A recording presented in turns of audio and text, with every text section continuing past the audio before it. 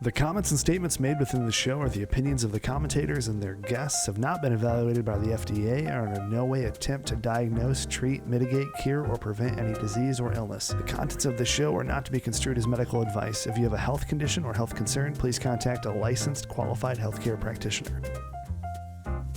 Hi everyone, I'm Nan. And I'm Tom, and this is a Supplement Super Sleuth. That'll be me, and the Herbal Storyteller. And that definitely would be me. And together, we're going to take a peek behind the curtain of the natural products industry. We'll be sharing naturals in the news, dispelling lots of myths, interviewing key players in the industry, and highlighting our favorite herbs and supplements. So with that, let's pull back that curtain and see what's there. It's showtime! Ba, ba, ba, ba. Hey, good morning, Nancy. Hey, Tom. This always puts me in such a good mood. It's some of my favorite time hanging out with you talking about natural things.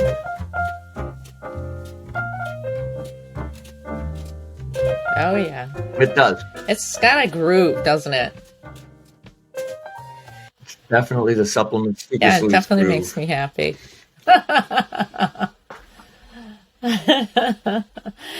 All right, time for now that's a nice thing to do. I love naturals in the news. Sometimes we're just quoting things that come right out of the news, and sometimes we're actually quoting some studies that have been published in different resources that we look at very regularly. And I know one of the things that's been really going on, not only with myself, but and I know Nancy from our own conversations, but also with people all over the country, is this whole idea of fatigue. I mean, people just generally feel like, oh my God, I feel so fatigued. I'm so tired all the time.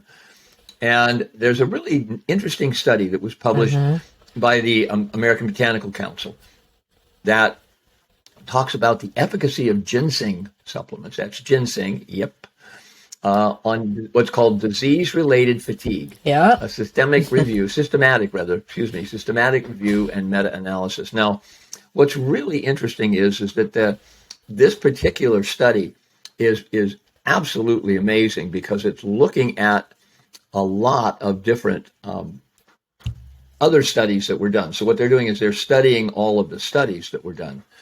And the conclusion, it's kind of interesting because when you go out there and you're doing a search, it's really wonderful when you come across what they call this meta-analysis, because the meta-analysis has looked at every one of the studies that they could find, probably saving you hundreds of hours of looking on the internet. Hundreds of hours and you can of get reading an opinion from some really highly educated people who, in this particular field, who are looking at it. And so one of the things that I came up with was the fact that when I click on this and go to the actual website, I can look at the effect of ginseng supplements on disease-related fatigue.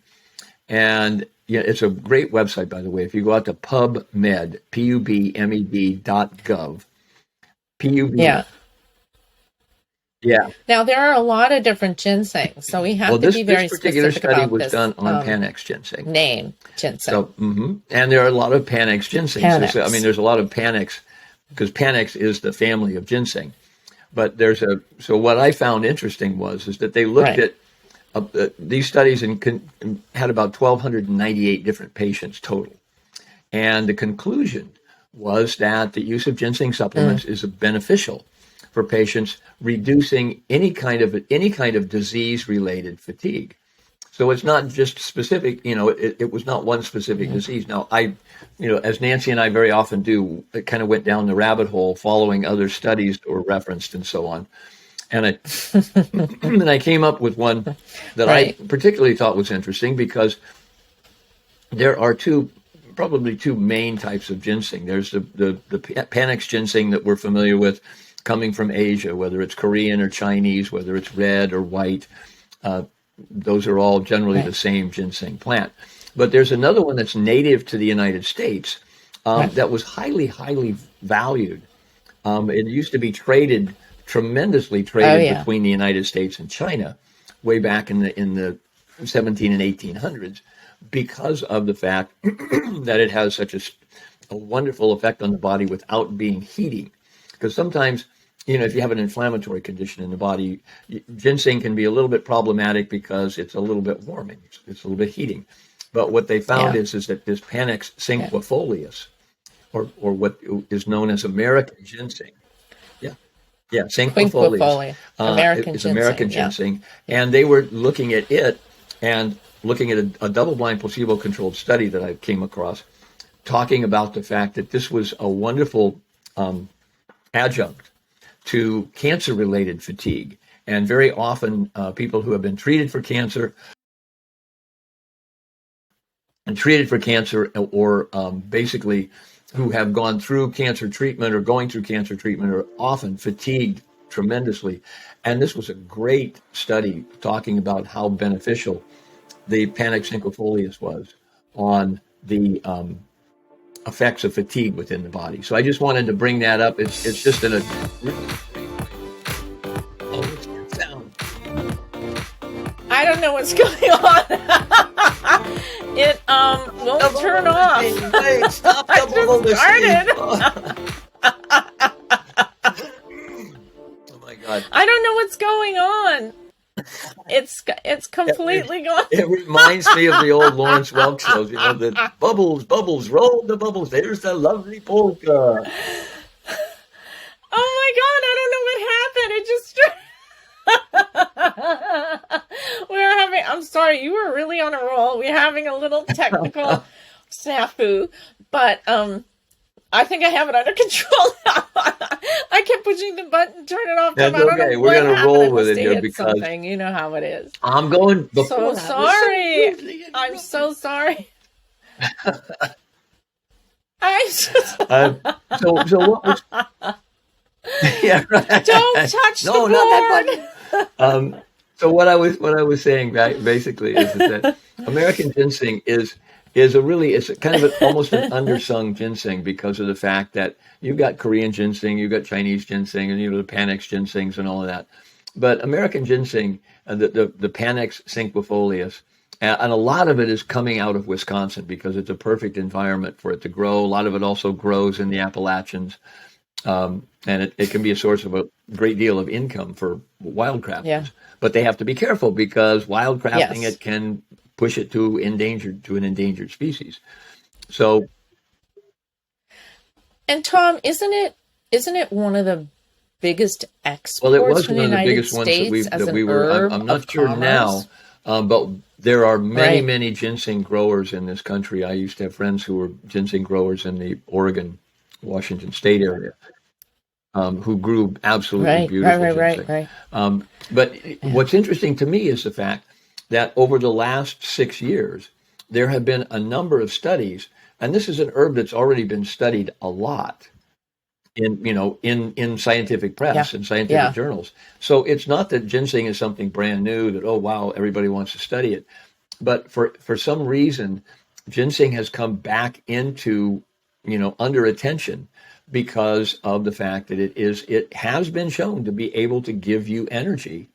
And especially if your body is fatigued from some sort of a disease or in the instance of this Wisconsin study on cancer.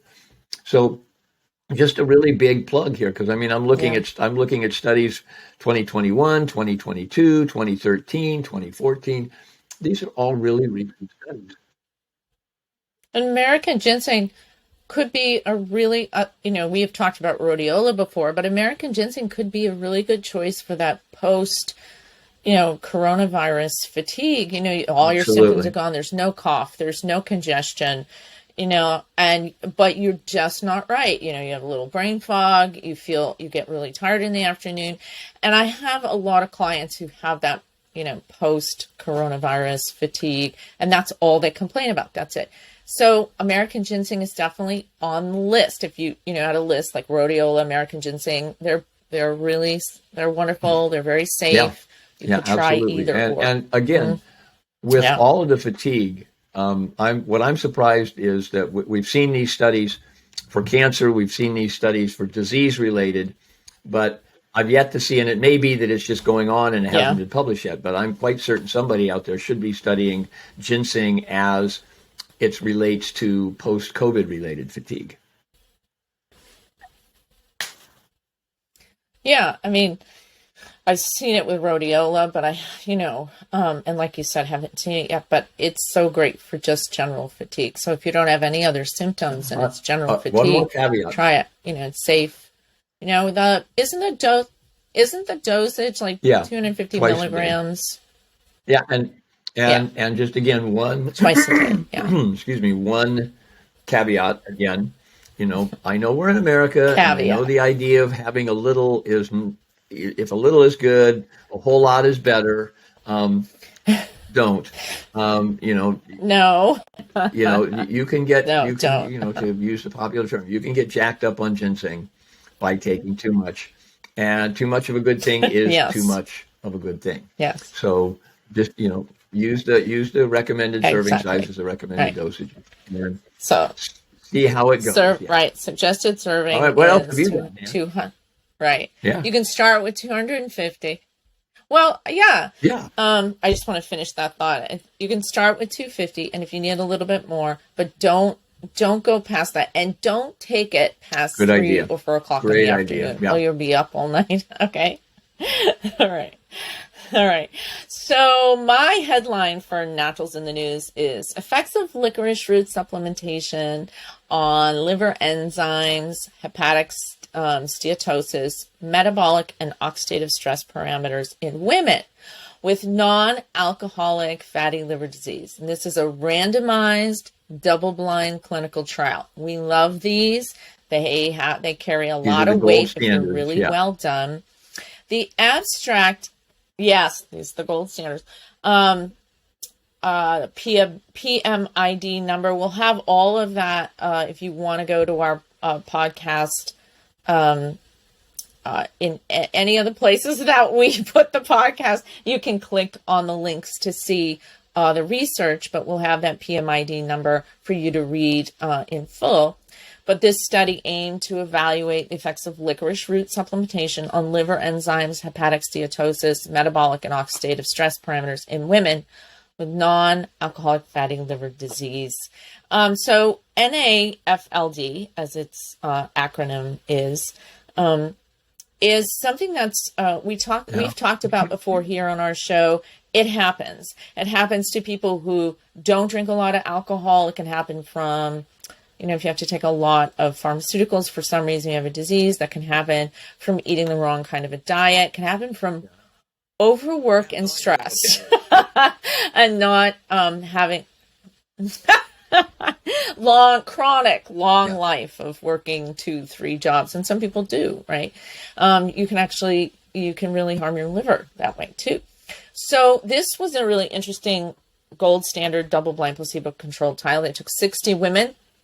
They were randomly assigned into 2 groups, and they took 1,000 milligrams. So that's 1 gram of the powder of licorice root extract, or a placebo for 12 weeks.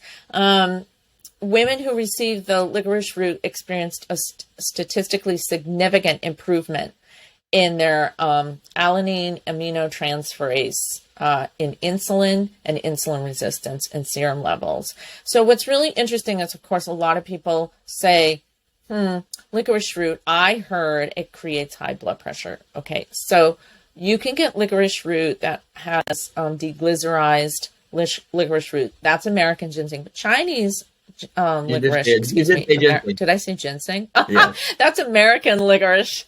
I stopped myself.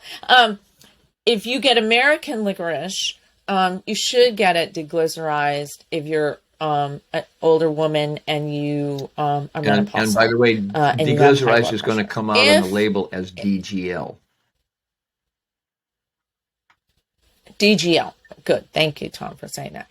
And if you take Chinese licorice, usually it has a lot less of that glyceric acid in it. However, it's still a good idea to make sure that you take that licorice in combination with other herbs to kind of ameliorate that blood pressure effect. Now, if you don't have high blood pressure, then it's not really an issue.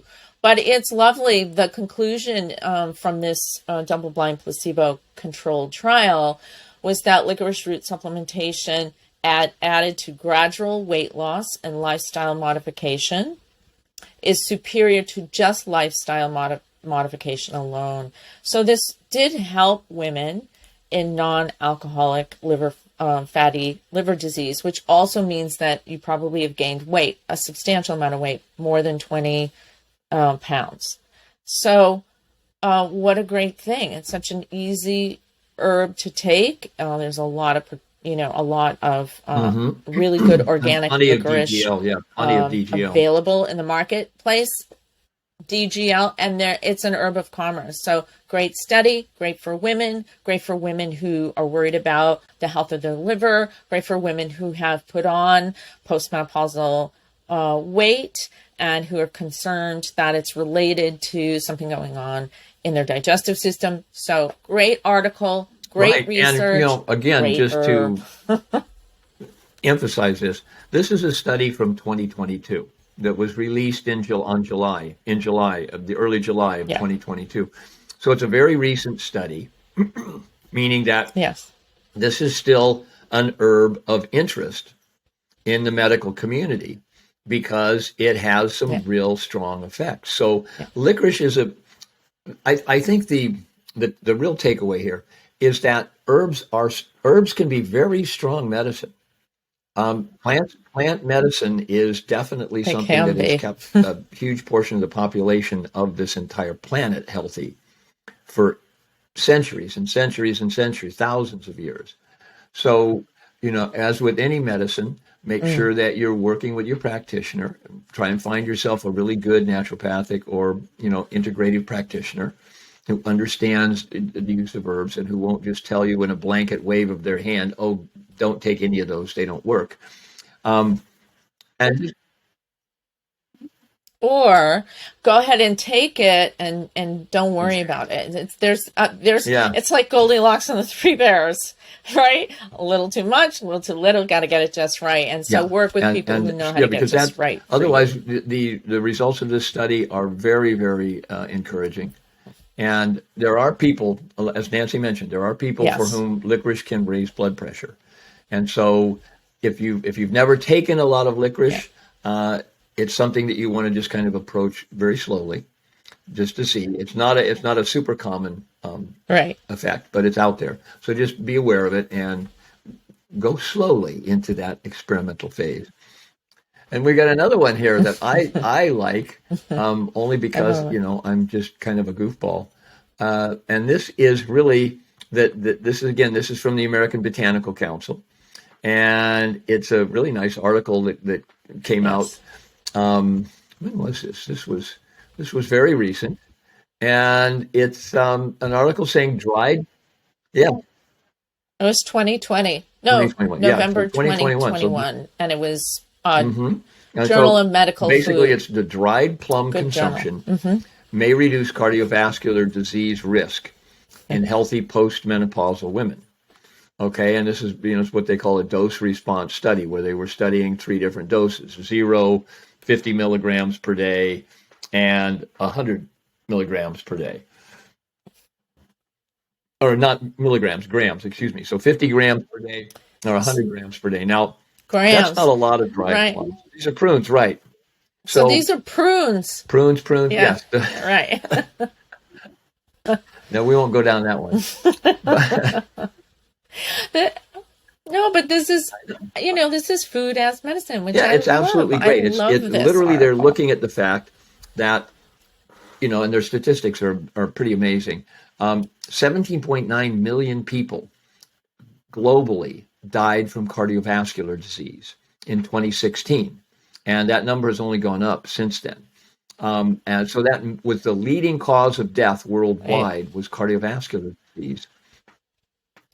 It is. Mm-hmm. Still, exactly. It's your heart, not just people. Your heart. It's your heart. But it's that entire network of circulatory system throughout your body that is feeding your body. Now think of it, if you cut that off and you're not feeding an organ that needs that blood supply or that oxygen supply, that nutrient supply, it's going to kill you. So it's no surprise. But what's fascinating about this is that women who are postmenopausal, because of lack of estrogen, the estrogen is associated with lipid metabolism. And it's also associated with blood pressure and vascular function and it, the production of pro-inflammatory molecules and oxidative stress and all of that. As a postmenopausal woman, you're more prone to those kind of things. And so what they did is they were studying this to see if eating prunes could have a benefit. So the groups were either 0 grams per day, 50 grams per day, or 100 grams per day. And what they found is that there was significant benefit at the 50 grams per day. The 100 grams per day had the same or even better benefit in some areas, but there were, as you might expect, eating 100 grams of prunes. It was probably a very moving experience for some of the people in the group. I can't help myself. What is wrong with me? But this was, yeah. It was a very moving experience. Okay, there we go.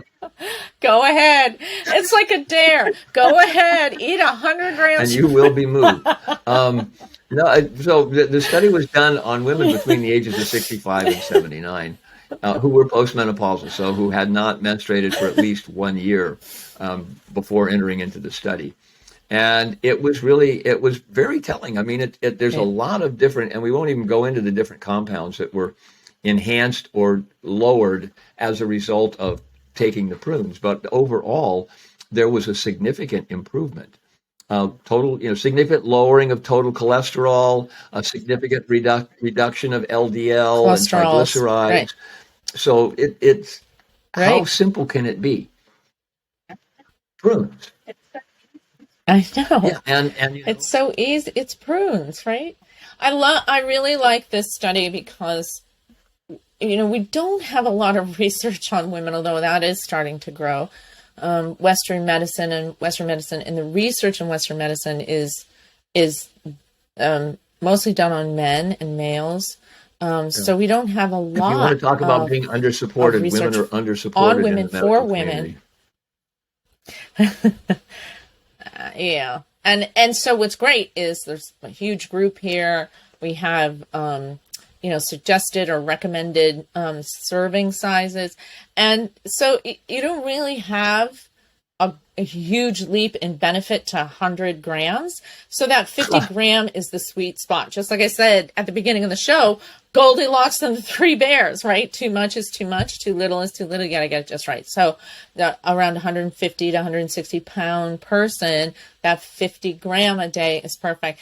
One of the things in the literature, it did say that had a profound effect on liver health. And we just talked about that. So this is an issue, right? The, non-alcoholic fatty liver disease it is a growing issue, huge issue, a growing issue for women who are postmenopausal. Mm-hmm. So what a great thing. How easy is that? And, just get your if you want to go that like extra your mom mile, said, make sure they're organic. Find organic whenever possible. Yes, I totally agree with that. It's unequivocal.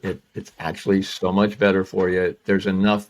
Yeah. Your liver has enough to do without having to deal with whatever might have been sprayed on non-organic fruit. So, all right. Well, I think it's time for our main event. So Naturals in the Know. We love Naturals in the Know. Now the music can come in. Dance off first. To the rainbow. I see you. Gotta have a dance off. And now that our one of our favorite talk show hosts is no longer doing her show, her dance off has to be for sure. Without a doubt. Okay, so Naturals in the Know today, folks. We are going to finish our ACED lecture, and we're really excited about the very end up here because what do we love? We love finishing the story. So we spent a lot of time on this lecture years ago, and we've updated it. Yeah, but I still actually, think it was a lot of fun. We really traveled all over the holds country doing a this lot lecture. of. Yeah, we did. And since then, there's just been such an addition to, to the research, and not much has changed for the worse. It's only underscored the importance of these particular nutrients, both in our diet and also, in many cases, the need for supplementation. So our ACED for wellness is really an ace, and we're really excited to finish it up today. We're going to cover vitamin E and then vitamin C. So let me get you there. While Nan is doing that, it's really interesting that we tend to not pay a lot of attention to, like a vitamin E. There's been, conflicting research studies and everything, and sometimes you have to really research the research to find out who's been funding it or why it's being done.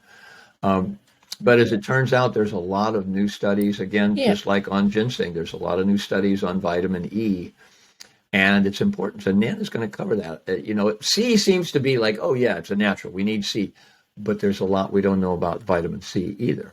So this is one of my favorite parts of the PowerPoint, because Nan has really gone in. That's why I call her the supplement super sleuth. She's gone into the rabbit hole and come up with some great stuff.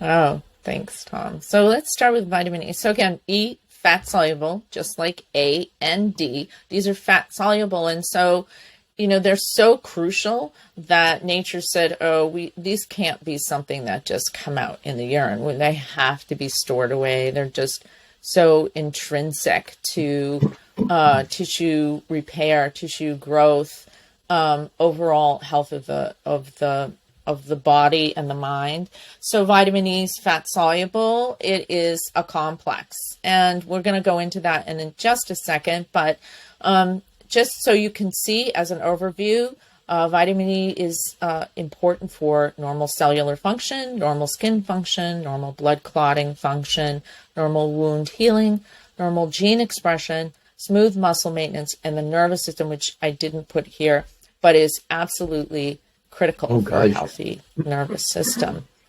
Vitamin E deficiency causes nerve problems due to poor conduction of electrical impulses along the nerves and due to changes in nerve membrane structure and function. So a lot of people who have nervous system issues, this is something to consider, right? It is crucial to smooth muscle maintenance, which includes our heart. So smooth is like our cardiac, the vessels in our cardiovascular system and our heart itself, normal wound healing, and then normal functioning of our blood. So that ability for the blood to be thin enough and thick enough to move in the vessels. It's also, vitamin E is also integral in protecting the cholesterol in our body from oxidizing. And that's a big deal. We're really going to demonstrate that in future slides. One of the things so let's talk for about, me that always fascinates me is that, and not that this is conclusive. So this is just, remember folks, this is just an opinion, but vitamin E can be absolutely crucial for, as Nan was saying, nerve function. And when the nerve signals are not being relayed down the neural pathways to the rest of the body, you can have things definitely that, who knows, vitamin E deficiency can be related to things like neuropathy, where your nerves are not working properly, or it could be that vitamin E could be something that might be very beneficial for somebody with a disease or a condition, because we don't want to talk about diseases, I guess, that might be related to nervous function, to neural function. So, or your brain function too. So just as support. So if you're seeing a doctor for something that's going on in your nervous system, and you're not focused on these fat solubles like A, D, and E, but most especially E, it's something to think about, consider, and talk to your practitioners about. A good practitioner will also be able to, they can put you in touch with or order a test to see if you're deficient in certain nutrients. And finding out if you're deficient in vitamin E is pretty important. All of these, the A, C, E, and D, is really important. Yeah. So go ahead, Nan. Absolutely. Yeah. Absolutely. So the food that's the richest in vitamin E is wheat germ oil and wheat germ. I know, and so many people have problems with wheat, and so they're really. But that's the interesting thing. There's been a huge there's no gluten decline in the use of wheat germ oil. I know there's no gluten, and there's no, there's no part of wheat germ oil that is problematic, but people who have celiacs are very concerned, and people who are sensitive to wheat will stay away from anything that has the word wheat on it because they're concerned. Oh, I'm allergic to wheat, or I'm sensitive to wheat, or I'm staying away from wheat. So, but part of the problem is wheat germ oil is the most concentrated natural source of vitamin E. And then next in line would be sunflower, not safflower, but sunflower oil. And then foods like mustard greens, bell peppers, papaya, cooked spinach. You have to cook the spinach. You can't eat it raw. If you eat raw spinach, you can't get it at the stores of vitamin E. Apricots, and especially dried apricots, you can reconstitute the apricot if you don't do well on dried fruits. It's too concentrated sugar and it's not enough moisture. You can reconstitute the apricots. You can mix them with prunes. Like that. They're very, very... Yes, you can. And guess what? Wow. Really good for you. Pine nuts, avocados, paprika has a lot of vitamin E. Red chili has a lot of vitamin E. Red chili powder. Olives, great source of vitamin E. Olives and olive oils and other cold pressed plant oils. But most especially, I would stick towards olive and sunflower oils. They're really moderate amounts of vitamin E as food sources, but they're good. They're there, and they can be very helpful if you're mindful of what you're adding in your diet for concentrated vitamin E and the E complex as a whole food. These are places that you and once can again, absolutely go. If you're going to go with the olive oil, there are so many different grades, i.e., qualities of olive oil. Make sure you're getting a really good, pure source of olive oil. Where it comes from makes a difference. And there are certain areas in the Mediterranean where you're going to get really old olive trees that don't produce as much oil, but they produce this amazingly beautiful, rich oil. So, yeah. Stuff is green gold. Yeah. It looks green. It's amazing. I had a client of mine that was her Christmas present to me. She's Greek, and she has her family who's still in Greece ship fresh pressed and it's olive so oil spicy from their and so trees and beautiful. their farm. I've never seen any olive oil delicious. like it. Oh, I was like, glug, glug, glug. I was literally drinking out of a bottle. I get it. So this is wheat germ, and wheat germ oil is, again, very concentrated. If you're deficient in vitamin E, here are some things that may be showing. Visual changes, impaired wound healing, neurological changes, neuropathies, retinal degeneration, poor muscle contraction, and poor muscle coordination, or what they call ataxia.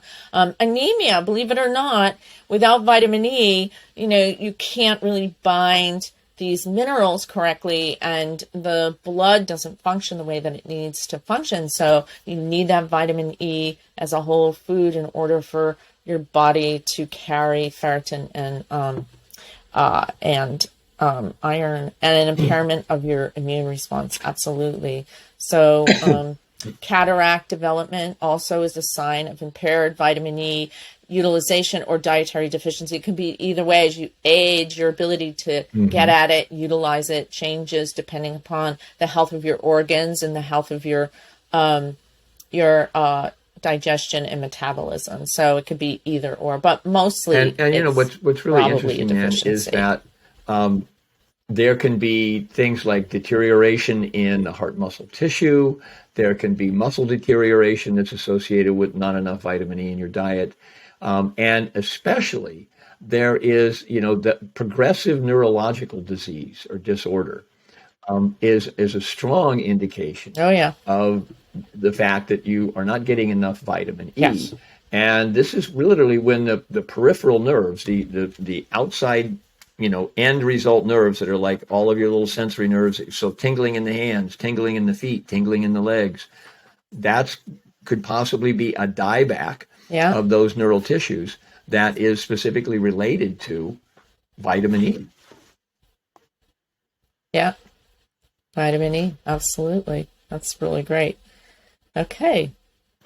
So in truth, the most recent research on complex vitamin E found in food or natural forms of tocopherol and tocotrienols, as what they call mixed tocotrienols and mixed tocopherols, is really nothing short of astonishing, right? This is a schematic that condenses the really recent findings into a kind of a visual understanding, if you will, of the impact natural vitamin E can have on our digestive organs, our cardiovascular system, most especially our aging eyes, a healthy inflammatory response, and last but certainly not least, protection of our skin from ultraviolet rays. So as we age, a lot of people say, oh my gosh, I have a basal cell taken off. I have another basal cell taken off. And I think to myself, okay, and why don't we put mixed tocopherols in things that we put on our skin? I'll never understand why we don't do that. If you're Italian, you know that, right? Rubbing olive oil on your skin is absolutely one of the best things you can do for it. Oh, yeah, absolutely. So I love that. I mean, and you can see in the schematic, the digestive system, there's some impact, some support of things like Crohn's disease, colitis, gastric ulcers, hepatitis, pancreatitis.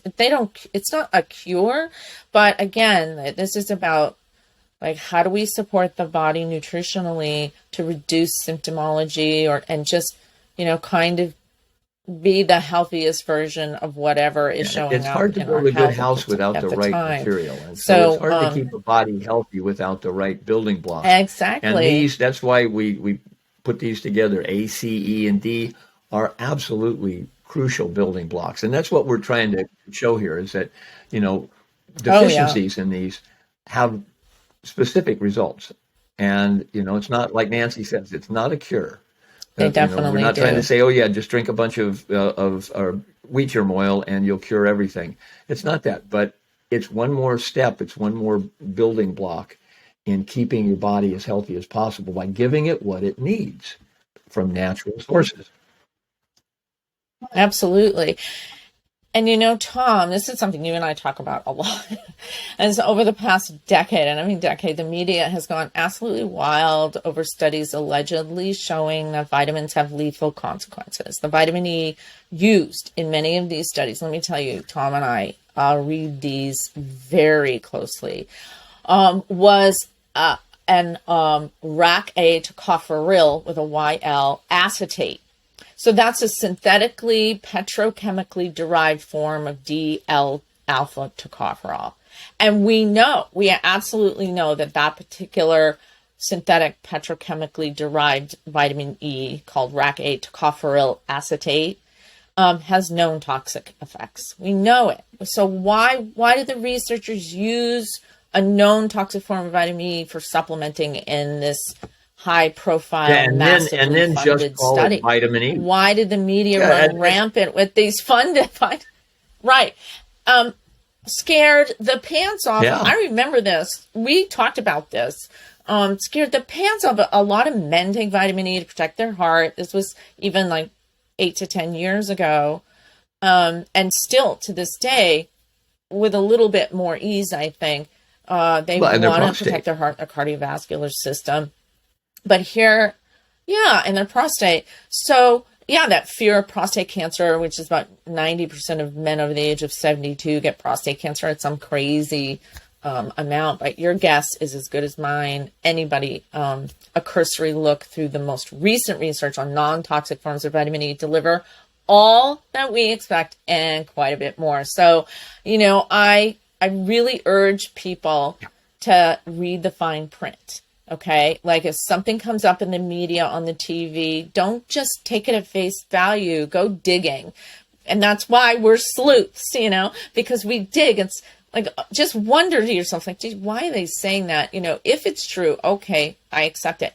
And if it's a well done study and they use materials that are. The first question was, where did they get their vitamin E? What type of vitamin E was it? Was it natural vitamin E? Right. Or was it, like in this case, a petrochemical, literally a petrochemically derived.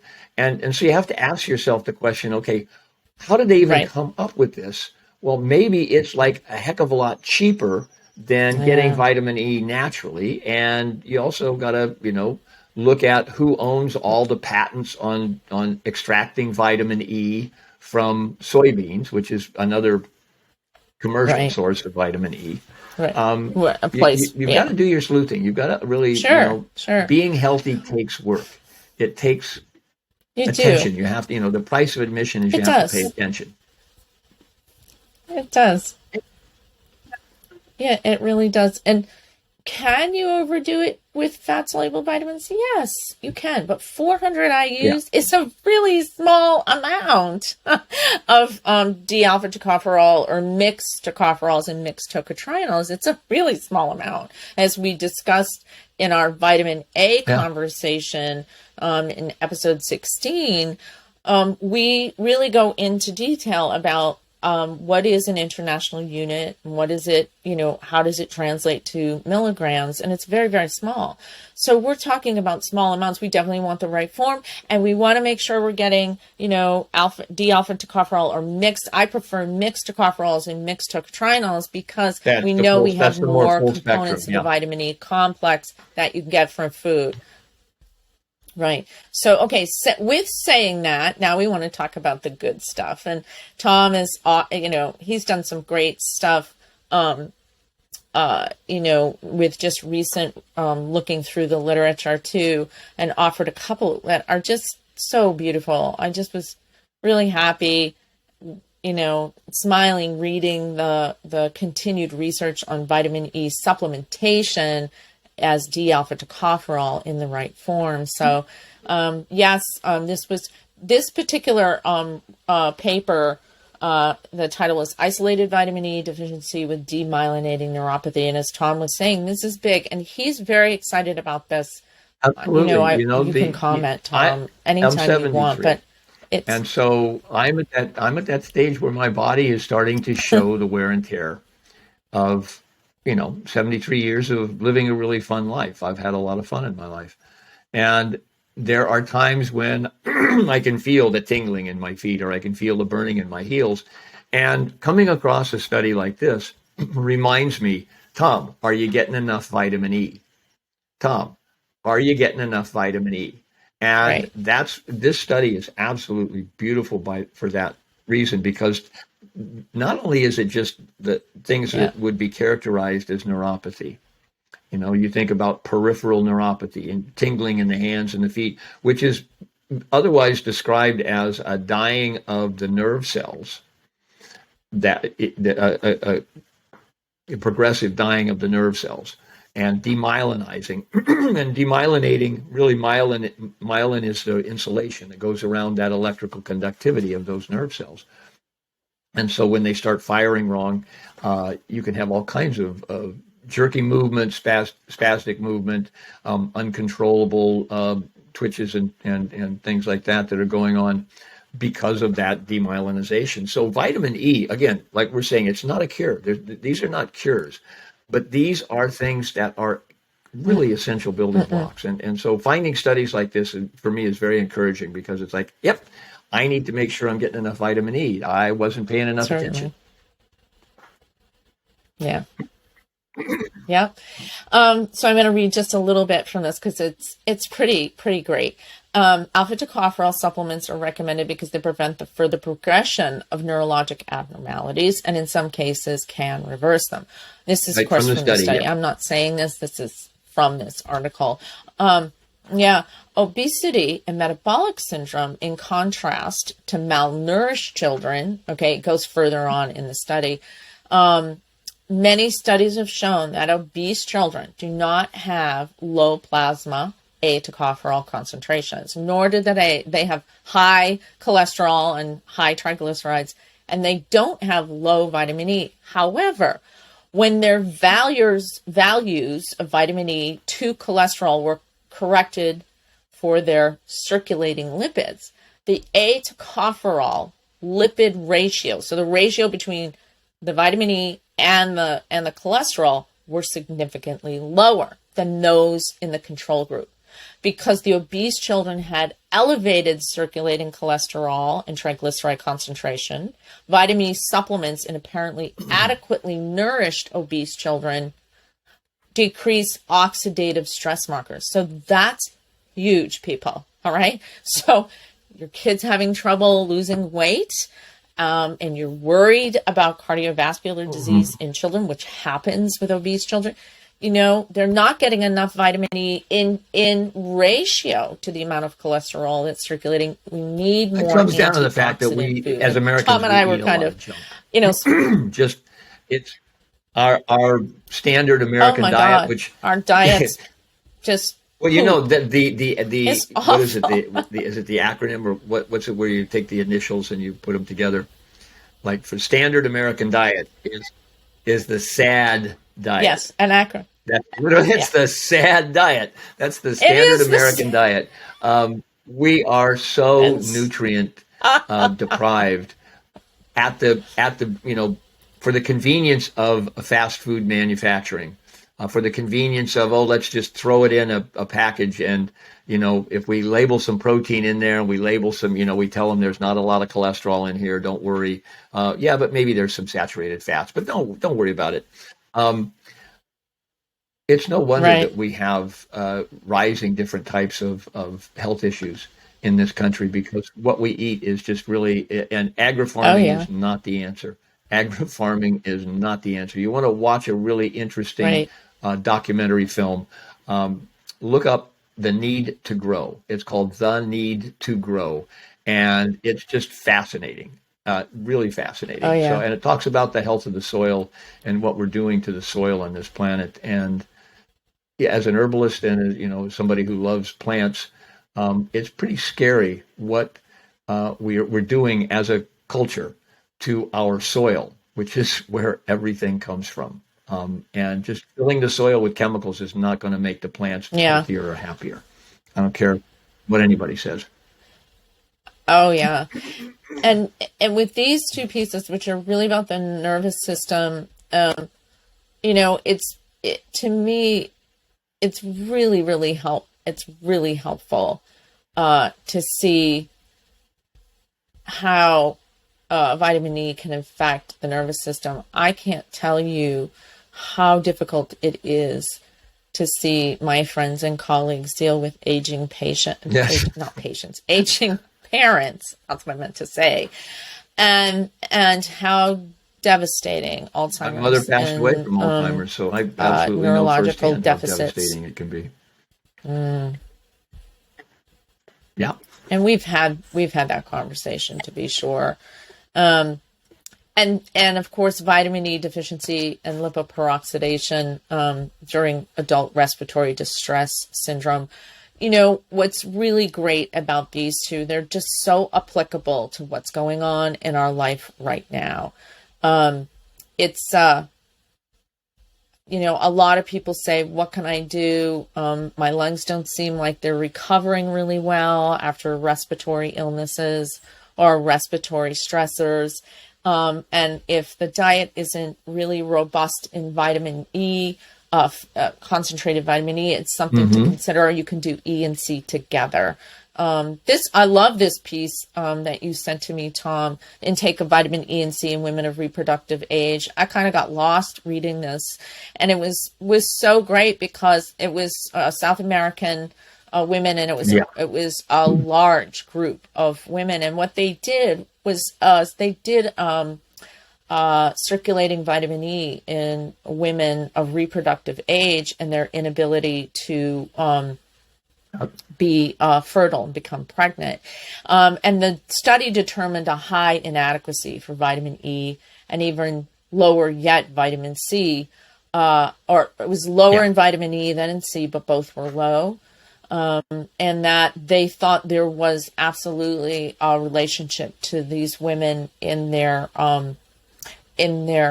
fertility and their overall GYN health, their gynecological health. So they need more studies. They want more studies, but it was very promising early preclinical trial where they were looking at two very important vitamins, vitamin E and vitamin C, in its effect on reproduction. So great article. Lots more research needs to be done, but and that can very bring us promising. right. That's a nice segue to go into vitamin C, right? Yeah. Yes, exactly. So, vitamin C, pretty, everyone knows this is water soluble. You got to have it. It's absolutely, we don't make it. Absolutely. We don't make it in our bodies. For your daily, we don't make it. Dogs make some, but even dogs need it, in the diet. So it's really, really important. It's an important part of collagen synthesis, neurotransmitter, tissue function, as an antioxidant overall. A lot of people know now about vitamin C and the importance of vitamin C since we've been through our issues together. Okay, top 10 foods for vitamin C. Not surprising. A lot of people know these, but I just wanted to basically cover this together. Brussels sprouts, broccoli, cauliflower, cabbages, kale. So those are that's the brassica family, right? Much higher than even fruits. I know, big surprise. Fruits such as papaya, cantaloupe, watermelon, kiwi, all your berries, oranges, pineapples, basically, folks, vegetables. The brassica family of veg that is the highest out of all. Your leafy greens are going to be very high in vitamin C, and fruit such as berries and flesh. Right, and here's a plug those are going to for be high all in those beautiful C. farm stands out there. Really interestingly enough, vitamin C will diminish. It won't disappear completely, but some of the compounds in vitamin C, and Nan's going to get into this, which I think is the most fascinating part about vitamin C. Some of the compounds in vitamin C will deteriorate and they will degrade with age. So, you say you pick a lemon right off the tree or an orange right off the tree and you eat it, you're getting the full range of amazing nutrients. You pick it before it's ripe, you ship it, you gas it, you put it in the supermarket, and it's now, 4 or 5 weeks old already. You're not going to be getting the same things in that piece of fruit that you're going to get when you go to your farm stand, your farmers markets, and you buy from people who just picked it. I've been going crazy here in Santa Cruz in California because it's stone fruit season. So we've got people who grow beautiful peaches and plums and pluots and all these beautiful fruits. And you go to the market and you'll feel them and they'll feel really hard. And you say, well, okay, this feels like it's not ripe. And they'll say, no, 2 days, it'll be perfect to eat. And absolutely 2 days, it's perfect to eat. So, there's a lot to be said for buying as fresh a fruit and vegetables as you possibly can, or even better, growing as much of it as you can. Oh, yeah.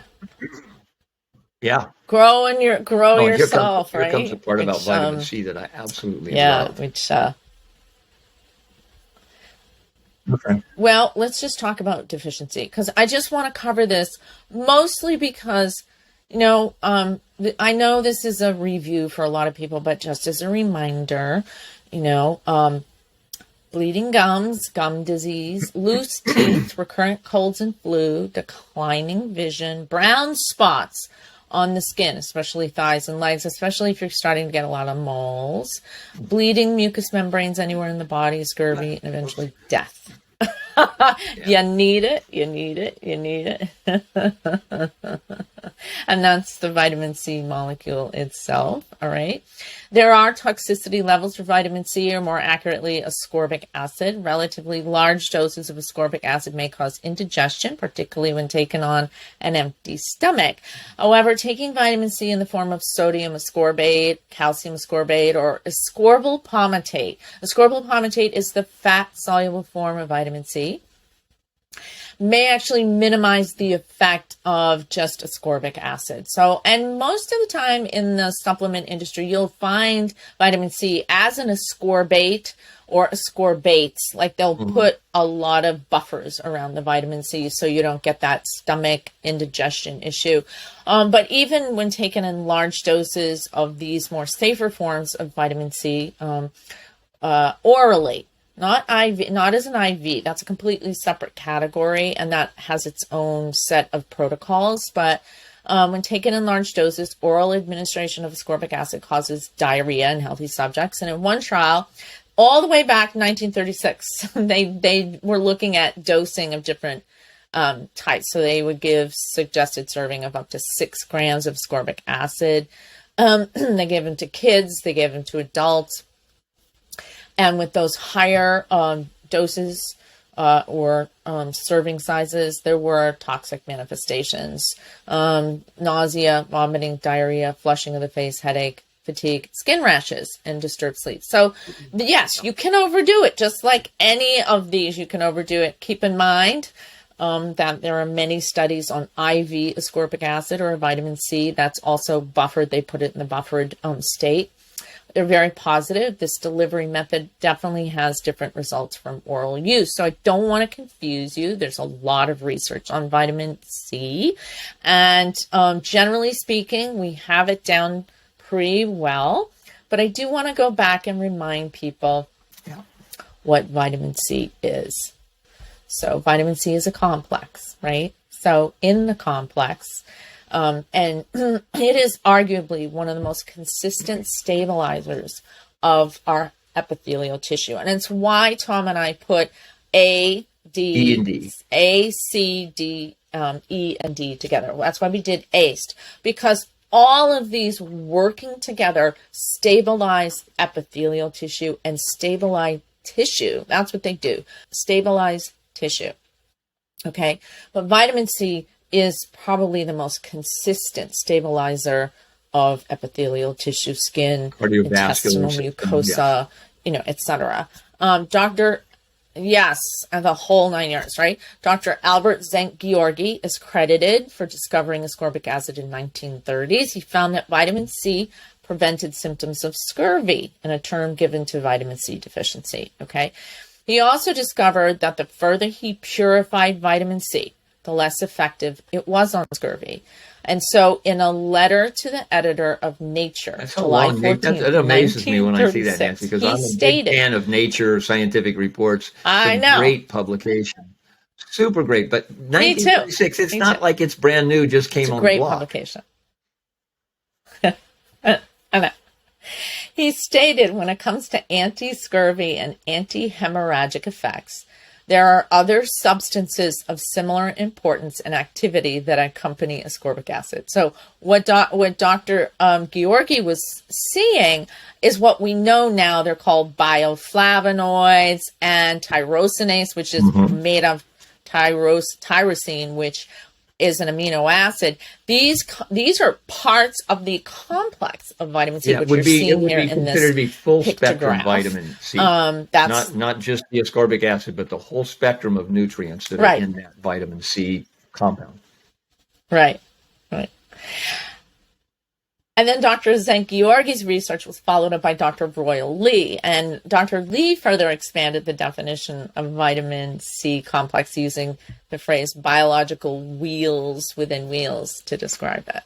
He proposed that ascorbic acid was only the preservative factor protecting the whole complex. He argued that the other components each had a specific function with respect to boosting immune function, and that the organic copper bound in the enzyme tyrosinase was the most active factor and was what gave the body's lymphocytes, that's the white blood cells of your immune system, their potency. And before the actual discovery and identification of vitamins and flavonoids, Dr. Lee was observing their effects. He gave them names like the J factor, the K factor, but now we know them as, rutin and hesperidin, and they're the bioflavonoids. Another one,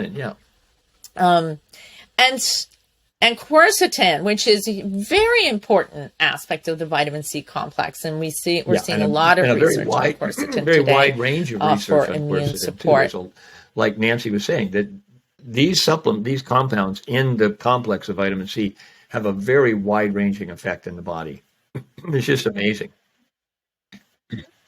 Yeah, and it's really amazing. And so keep in mind that when you buy vitamin C, if you look on the label, it might say vitamin C ascorbate or ascorbates, and they might add back in bioflavonoids. I'll say bioflavonoids and vitamin C.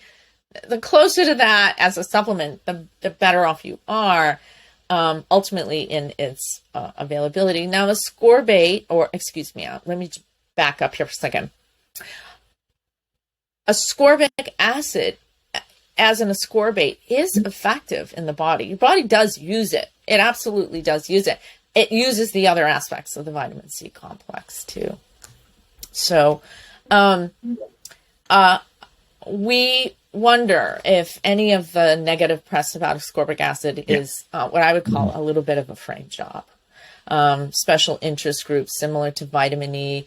The beneficial recent gold standard research on ascorbic acid is occurring at 200 to 500 milligrams divided suggested servings on a daily basis. So Australia, Europe, other countries recognize the double-edged sword of isolated ascorbic acid. And so we know that it's Goldilocks and the Three Bears, right? Too much, too little, just right?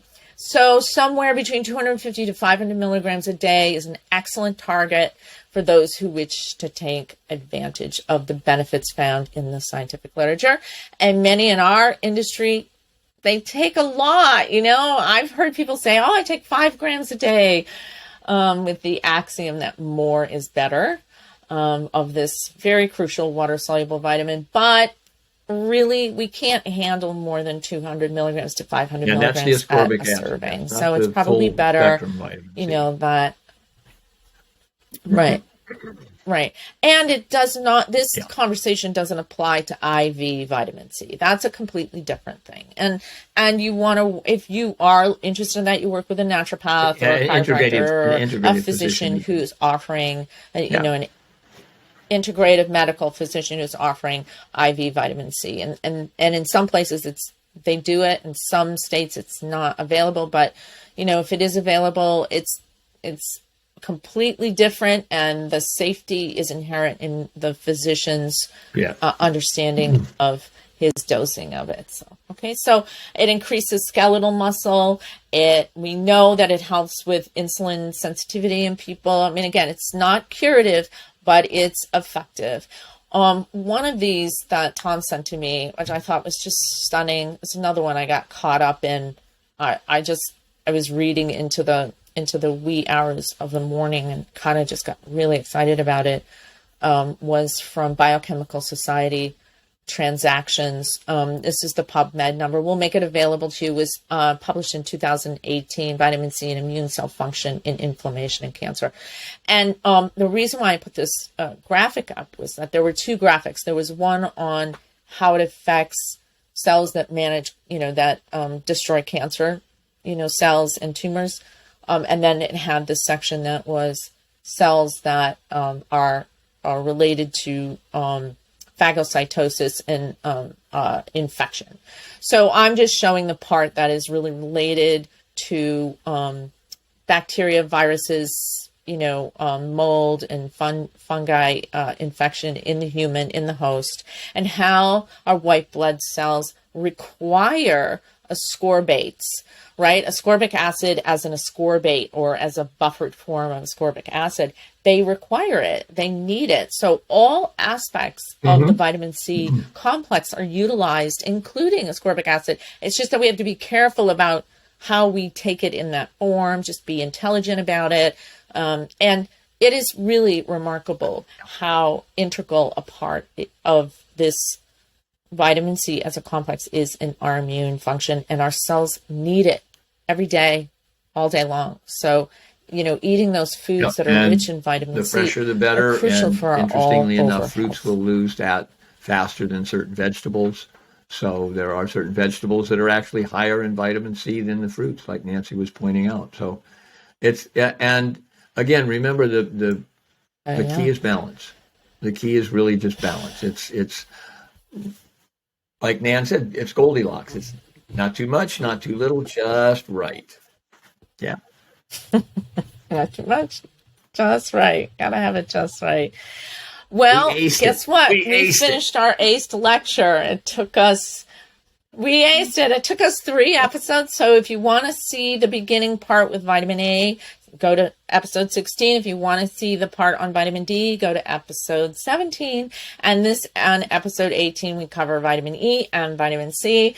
We will have more in the future. We're inviting more thought leaders in the natural products industry here in future episodes. So we really hope you stay tuned and keep an eye out for our podcast or our vodcast on YouTube. We have a lot of places where we're putting out there trying to get your attention and our podcast. You can always go. Yeah. We're trying to support you. And so we are available. Please like us on Facebook, like us on Instagram, go to our TikTok, and go to our YouTube if you want to see the PowerPoint, the visuals and the PowerPoint. I'm tongue-tied today. Anyway, thank you so much for being with us. And we will see you future episodes, we're going to cover the microbiome. Because that's an area of expertise that Nan has had for years. We're going to be looking at heart health because there's been some amazing articles about the low level of actual cardio health in the United States population. And we want to talk to people about that. Plus, like Nan says, one of the things that's very big right now is the way the FDA is looking at supplementation and its accessibility or availability to you. All of you, any of you who like the idea of, hey, I would like to keep my body healthy by taking some supplements and I want to know more about it, you need to be aware of where the FDA and whoever is backing the FDA is going with this. And we're going to have a guest on very shortly by the name of Daniel Fabricant. He's the CEO of the Natural Products Association and very, very knowledgeable guy. Used to work in the FDA. We're looking to bring him back on again. He's been on before. We're bring him back on again because it's so important that we know about that. For an update. Oh, and he's a wonderful guest. So please tune in. All right, everyone. Thanks so much. Right. Stay healthy. Take care of yourself. Happy. Okay, everyone. Until next time. I'm Nan. And I'm Tom. We'll have more great topics and guests in the very near future. So join us right here in 2 weeks as the Supplement Super Sleuth and the Herbal Storyteller take another deep dive into the fascinating world of the natural products industry. See you later.